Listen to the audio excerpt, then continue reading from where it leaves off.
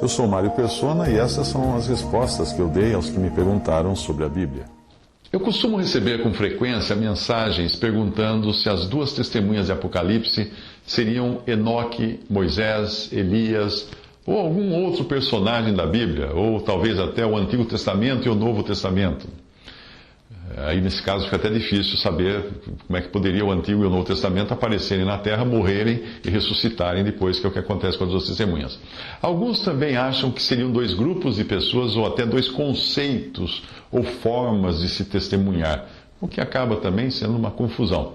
O fato de serem duas tem a ver com o testemunho, que na Bíblia exige um mínimo de 2 pessoas para ser dado. Pela boca de 2 testemunhas ou pela boca de 3 testemunhas se estabelecerá o fato. Isso é dito em Deuteronômio 19:15. Nos primeiros séculos da existência da igreja na Terra, os 2 candidatos mais fortes para o cargo de 2 testemunhas eram Enoque e Elias, já que eles não experimentaram a morte e, segundo alguns, iriam voltar de algum lugar onde eles estivessem para essa última missão na qual eles morreriam, para depois serem ressuscitados. A passagem de Apocalipse, que descreve os sinais que as 2 testemunhas farão, diz que esses têm poder para fechar o céu, para que não chova nos dias da sua profecia, e têm poder sobre as águas para convertê-las em sangue e para ferir a terra com toda sorte de pragas, todas quantas vezes quiserem. Apocalipse 11, versículo 6.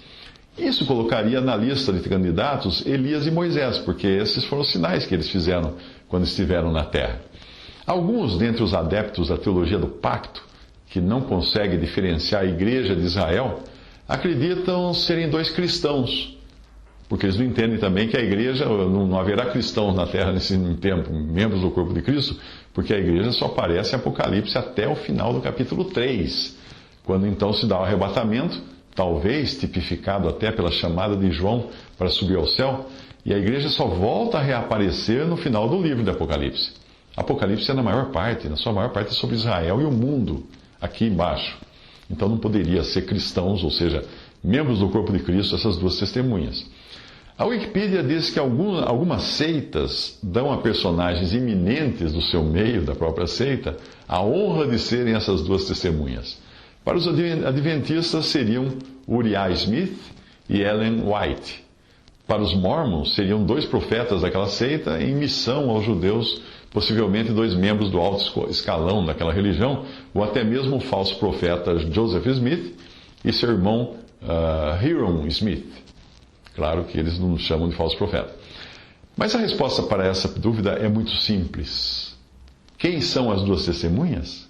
A Bíblia simplesmente não revela quem seriam essas 2 testemunhas.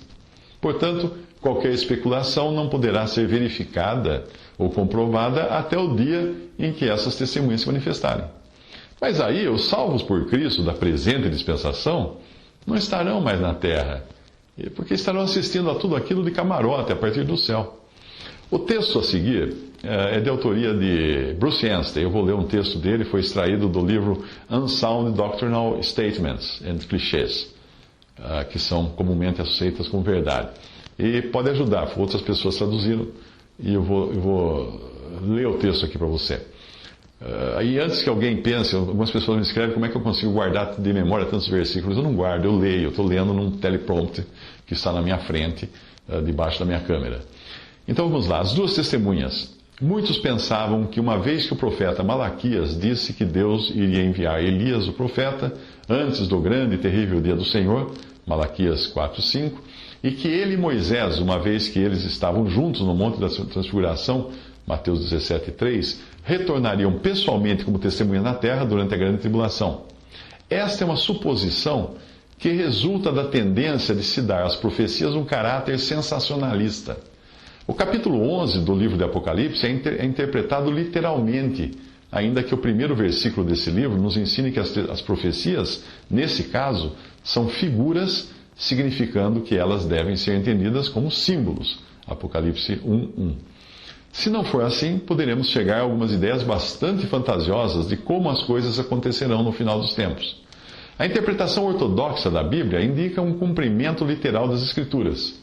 Isso não significa que toda palavra ou frase encontrada na Bíblia seja literal, mas que o cumprimento dessas coisas será literal.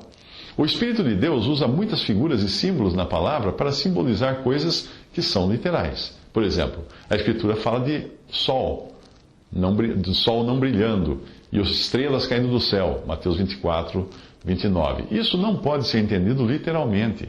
Se o sol parasse de brilhar, toda a vida na Terra morreria. Além disso, a maioria das estrelas são milhares de vezes maiores do que a Terra. Se uma delas fosse cair na Terra, a Terra seria imediatamente destruída. Essas coisas são, obviamente, simbólicas. Elas têm a finalidade de mostrar que a grande apostasia que o anticristo trará resultará no afastamento da verdade e da luz divina. O Sol, representado pelo Sol, afastados para bem longe dos homens. E que muitos líderes entre os homens, que é o que significa as estrelas, irão sucumbir à escuridão espiritual e não mais temerão a Deus. Estas são coisas literais que acontecerão. Interpretando as duas testemunhas simbolicamente, vemos que Deus levantará um testemunho apropriado, indicado com o número 2 nas Escrituras, na terra de Israel, em oposição à malignidade da besta e do anticristo. Isso será uma parte do remanescente judeu que será autorizada por Deus para esse testemunho especial. F.B. Hall, um outro autor, disse o seguinte: a questão naturalmente surge e devemos entender esses versos como predizendo o levantar de dois homens reais, ou Deus levanta e mantém pelo tempo que lhe convier um suficiente e poderoso testemunho com as características de Elias e Moisés. Ou seriam mesmo os dois homens? Estamos inclinados ao segundo ponto de vista, especialmente por causa do caráter simbólico de todo o livro. Pensamos então que eles indicam não um grande e abundante testemunho, isso seria indicado pelo número 3 e não pelo número 2, mas um testemunho suficiente divino, na verdade miraculosamente preservado e sustentado nesta época. Isso o Bruce Anstey acrescentou, que são os pensamentos de F.B. Hall no seu livro The Revelation. E W. Scott, um outro autor, escreveu: sobre a questão do número 2 de testemunhas, inúmeras hipóteses têm surgido, tais como os dois testamentos, a lei e o evangelho, Rus e Jerônimo, os valdenses, os albiguenses, etc. Outros, demonstrando mais razão e com aparente sanção das Escrituras, supõem que Moisés e Elias são as duas testemunhas, citando Malaquias 4:5 como prova da sua afirmação. A frase desse versículo, lembrai-vos da lei de Moisés, meu servo, não implicaria na presença pessoal do grande legislador nas cenas dos últimos dias, enquanto que no versículo 5 parece realmente uma declaração expressa de que o distinguido profeta deve novamente aparecer na Palestina. Eis que eu vos envio o profeta Elias antes que venha o grande e terrível dia do Senhor. Um testemunho completo e adequado é a intenção propositadamente pretendida no número das testemunhas. Parece-nos que um número maior do que 2 é trazido diante de nós nesta solene crise, e que também o versículo 8 supõe um grupo de testemunhas mortas. Então, até aí, o Bruce Anstey também citou o autor Scott, do livro The Book of Revelation. Continuando agora o Bruce Anstey, essa questão foi submetida ao editor da revista Help and Food, com a pergunta: por gentileza, você poderia explicar o significado das duas testemunhas de Apocalipse 11:3?